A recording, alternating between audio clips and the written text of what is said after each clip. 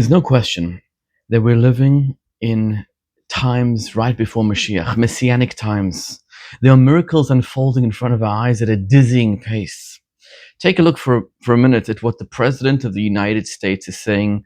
This is the most powerful person in the world. He's shattering a lie of our generation, the lie of a two-state solution. What he's proposing in front of everybody, in front of the whole world, and doubling down and tripling down, is to take 1.7 million people, Arabs living in Gaza, and put them in Egypt or Jordan or somewhere else, and thereby shattering the two-state, so-called two-state solution, which is a lie, which the only state that belongs in Israel is Israel. It is our land. God gave it to us. He gave it to Abraham. It's been ours for thousands of years. And President Trump, by doubling down in front of the whole world, at first, we'll never happen. But people are starting to slowly come around to it because it is the truth. And sometimes it takes a non-Jewish president to understand the truth. And that is actually the connection to this week's Torah portion. You see, this week's Torah portion, we learn that the greatest revelation in history took place. The culmination, the reason why we are alive, our mission statement, and that is the giving of the Torah. And the Torah says the Torah could not have been given until Yitro, who was Moses' non-Jewish father-in-law, came into town.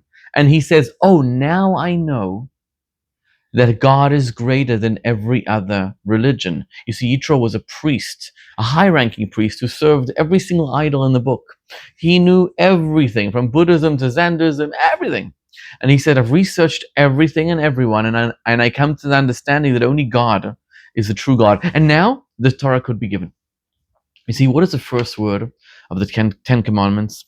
You see, when God gave the Ten Commandments, it was such an intense spiritual revelation that actually all the Jews who were there present there, they all died.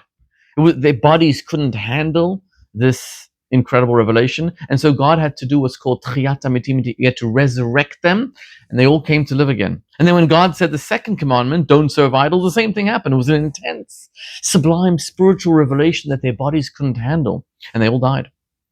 And then the third to the 10th commandment, Moses had to say himself, because the Jews were afraid to hear directly from God. But what is the first word of the 10 commandments? It is Anochi. I am the Lord your God. Anochi Hashem Elokecha. That word Anochi is not a Hebrew word. It's an Egyptian word. The language the Jews had spoken and become used to in Egypt was Egyptian. So God, when he said the first commandment, he didn't say Ani Hashem Elokecha, I am the Lord. He said Anochi, which is an Egyptian word. Why? Why would he use an Egyptian word? Isn't that like,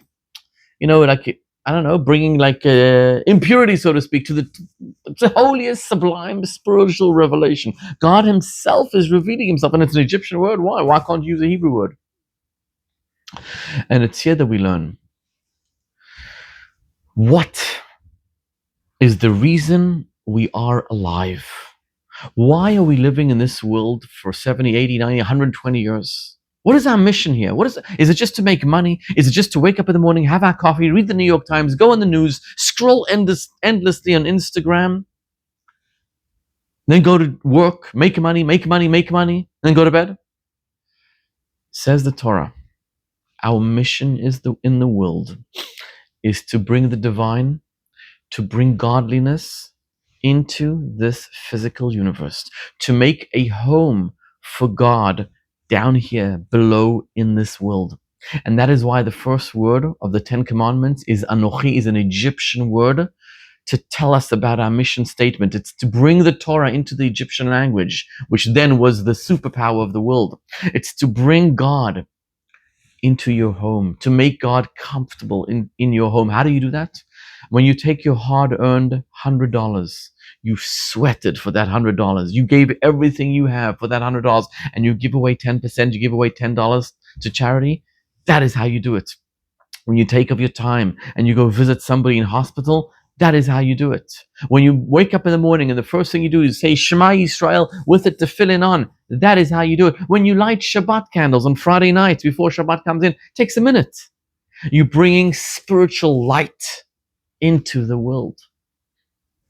That is also why, if you think about it, what was the whole purpose of the giving of the Torah?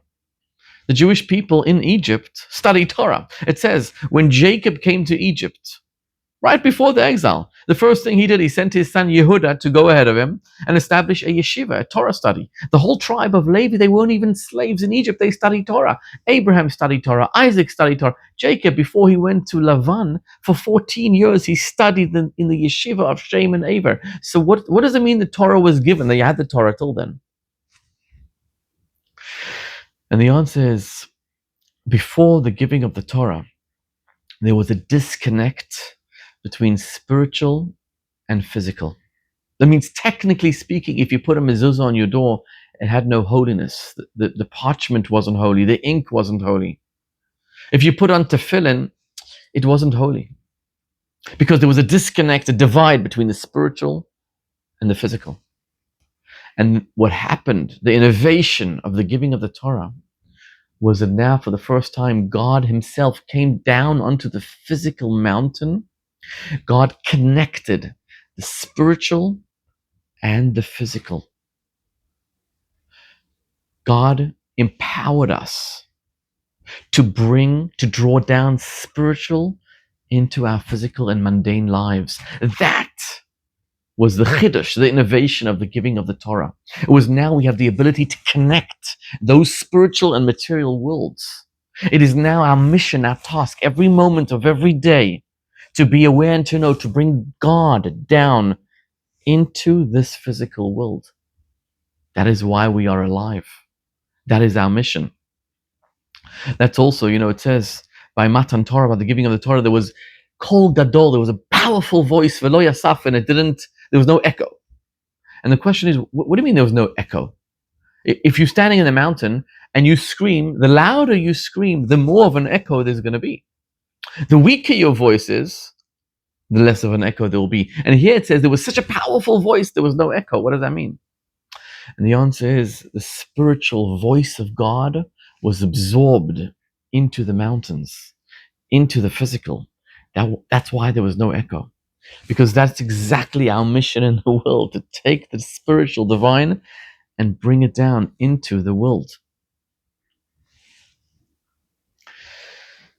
I want to tell you a story about how our Chabad Center was started. How our Belev Echad organization was started. So in the early years, when my wife and I first moved to the Upper East Side to establish the Chabad Israel Center, we were looking for a place to host Rosh Hashanah and Yom Kippur services. Anybody knows in Manhattan it's very, very difficult to find a space. It's still a struggle, still a challenge. And it was late in the summer, we needed a space. And somebody told me, there's a guy, he owns a big building on 94th Street. It's empty space. So I went into this guy. His name was Joe. He was there with his father. And I get past the secretary. I said, I need to speak to Joe. Secretary lets me in. And as soon as I'm sitting in front of Joe, I say to him, I'm a new rabbi in town. And he didn't even listen to me. He said, Rabbi, I am allergic to rabbis. Get out. And he kicks me out of his office. I'm like, wow. I've never been kicked out of an office, but okay. Anyway, I get out of the office. I realize it's not an option to come here. And I search around for another space. But it's Manhattan and I can't find. So I wait about a week or two. My wife makes a beautiful challah, for Shabbat. And I bring this delicious challah with me. I go to the secretary. And I'm sitting in front of Joe again. And I said to Joe, he says, what do you want? He says, well, I'm a new rabbi in town. And I'm here, I want to meet you. And, before I get into my spiel, before I get into talking, he says, I told you, I'm allergic to rabbis.